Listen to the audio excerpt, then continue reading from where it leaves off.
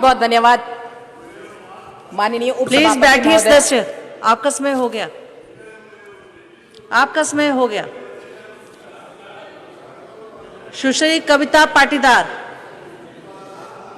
बहुत बहुत धन्यवाद माननीय उपसभापति महोदया, आपने मुझे बोलने का अवसर प्रदान किया। मैं नारी शक्ति वंदन अधिनियम के समर्थन में बात करने के लिए आप सभी के बीच में खड़ी हुई हूं।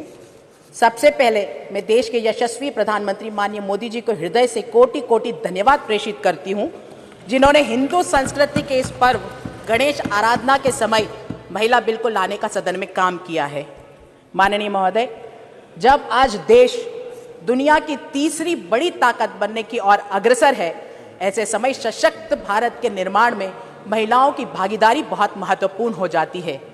आज मैं इतिहास की तरफ देखूं तो रानी लक्ष्मीबाई की बात कहूं या कल्पना चावला की, या वर्तमान में आज देश के सर्वोच्च पद पर आसीन हमारी महामहिम राष्ट्रपति आदरणीय द्रौपदी मुर्मू जी के नेतृत्व का वर्णन कर लूं, हम जानते हैं कि हमारा देश महिला के सामर्थ्य और शक्ति का साक्षी रहा है।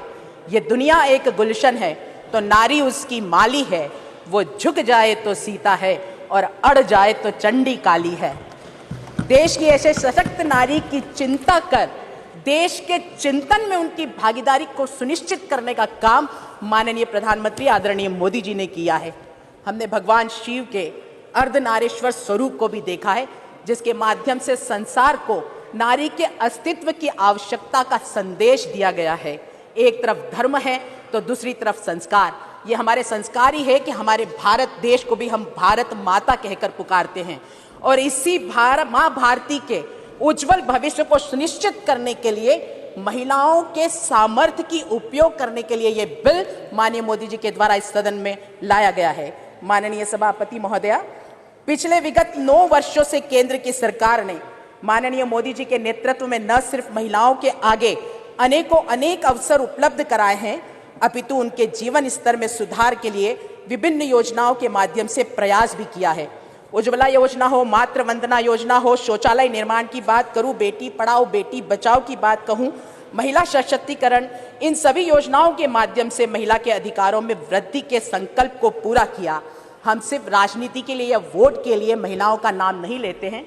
मैं पूर्ण विश्वास के साथ इस बात को इस सदन में कहती हूं कि पिछले 9 वर्षों में हमारी सरकार ने हमारी बहन बेटियों के जीवन चक्र से जुड़ी हर समस्या पर ध्यान देकर उसके समाधान का प्रयास किया है। पिछले 9 वर्षों से भारत में जिस प्रकार वुमेन एम्पावरमेंट के लिए काम किया है, उसका परिणाम आज नजर भी आने लगा है। आज हम देख रहे हैं कि भारत में महिलाओं की संख्या बड़ी है। भारत में साइंस, टेक्नोलॉजी, इंजीनियरिंग, मैथ्स में लड़कियों की भागीदारी आज 43% है। आज मैं मध्य प्रदेश की बात करूं तो मध्य प्रदेश में आज बेटियों का जन्म उत्सव बना है। लाडली लक्ष्मी जैसी योजना को पूरे देश ने सहारा है। वहीं 1,25,00,000 अब तो 1,30,00,000 बहनें जो लाडली बहनें की योजना से आज मध्य प्रदेश में सशक्त हो रही है। और मध्य प्रदेश में जो वंदन की बात बार बार यहाँ आ रही है, हम तो हर कार्यक्रम की शुरुआत ही बेटियों के पूजन के साथ, उनकी वंदना के साथ हम लोग करते हैं। कल इस सदन में ओबीसी की भी बात कही थी। मैं भी ओबीसी की वर्ग से ही आती हूँ। मैं उनसे एक प्रश्न पूछना चाहती हूँ, इतने सालों तक सत्ता में रहकर उनको ओबीसी की चिंता क्यों नहीं हुई? आज तक उन्होंने कभी कदम क्यों नहीं उठाए? एक तरफ वो ओबीसी का नाम लेकर जनता को भ्रमित करने का काम करते हैं, वहीं दूसरी तरफ माननीय प्रधानमंत्री आदरणीय मोदी जी ने पिछड़ा वर्ग आयोग को संवैधानिक अधिकार देकर मन से पिछड़ा वर्ग के कल्याण की बात कही है। हम जानते हैं माननीय सभापति महोदया, पूर्व में भी इस प्रकार का बिल राज्यसभा में आया था और लोकसभा में पारित नहीं हो सका। 4 साल तक उसको लंबित करने का काम किया गया है। और हम तो ये जानते हैं कि ईश्वर का दिया कभी अल्प नहीं होता, और जो बीच में छूट जाए वो संकल्प नहीं होता। इस संकल्प को सिद्धि तक पहुंचाने का दृढ़ शक्ति के साथ इस सदन में लाने का काम अगर किसी ने किया है तो माननीय मोदी जी ने। मैं हृदय से उनको धन्यवाद देती हूं कि वर्षों से लंबित इस बिल को इस सदन में उन्होंने पेश किया। जैसे ही यह बिल पारित होता है, देश की लोकसभा व देश की सभी राज्यों की विधानसभा में 1/3 स्थान मातृशक्ति के लिए आरक्षित हो जाएगी, और साथ ही SC व ST वर्ग के लिए जितनी भी सीट आरक्षित है उसमें से भी 1/3 महिलाओं के लिए आरक्षित हो जाएगी। इतिहास को बदलने वाला यह बिल न सिर्फ महिलाओं को राजनीतिक रूप से सशक्त करेगा, अपितु इस महिला के सामाजिक और आर्थिक सशक्तिकरण के मार्ग को भी प्रशस्त करेगा। मैं पूर्ण विश्वास के साथ ये कहती हूँ कि संवेदना और ममता की प्रतिपूर्ति नारी के नेतृत्व में निर्णयों में भी संवेदना का समावेश होगा।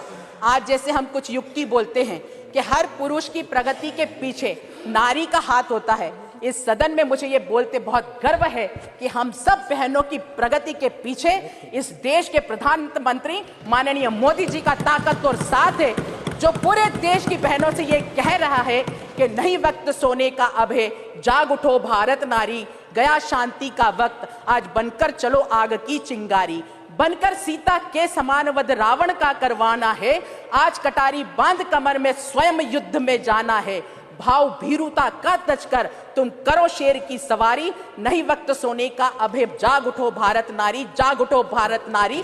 मैं माननीय प्रधानमंत्री जी को बहुत धन्यवाद देती हूं, जिन्होंने एक निर्णायक एजेंडा निर्धारित किया और यह खोखले वादों के विपरीत आज एक स्पष्ट वास्तविकता बन गई है।